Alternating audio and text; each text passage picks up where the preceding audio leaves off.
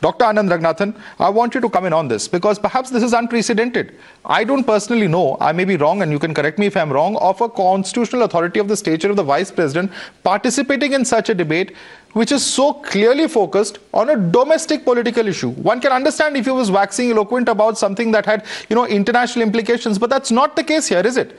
And look at the people he is sitting with. Good evening, Madhav, and good evening to all my fellow panelists. I've been waiting and listening very patiently for my turn, and I haven't heckled or interrupted anyone. I hope in this hour-long debate I get my 2 uninterrupted minutes. Thank you very much. Madhav, I have always been of the opinion that much more important than where you speak is what you speak. So left to me, if ISIS invites me to their platform to speak, I would happily go there and speak, but I would not, be laudatory of ISIS. I would criticize ISIS. So that has been my opinion, that what is important is what you convey rather than where you convey it. And to be honest with you, by peddling fake narratives and selective anti-India propaganda, I'm sorry, but the ex-Vice President Ansari demeans his image more than he demeans India's.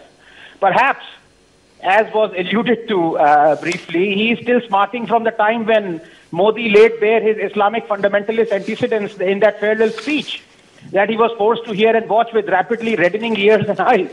And so he thinks by indulging in such propaganda, he can get back at Modi. Well, people can see through his selectivity and victim card. Remember, he was the one who backed draconian Sharia courts, publicly felicitated an organization that decapitated the hand of a Christian on account of blasphemy. And he is talking of intolerance.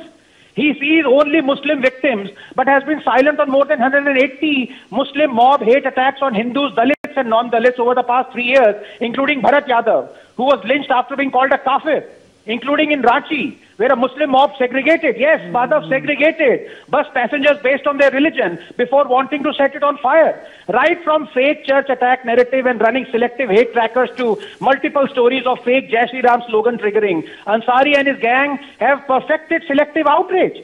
They never outrage on the BSP selecting as a candidate a man who offered 51 crores to anyone who beheaded Charlie Hebdo journalist, or when Mehbooba Mufti condoles the death of Wani the terrorist. Or when Congress's Harish Rawat says those who kill a cow have no right to live in India.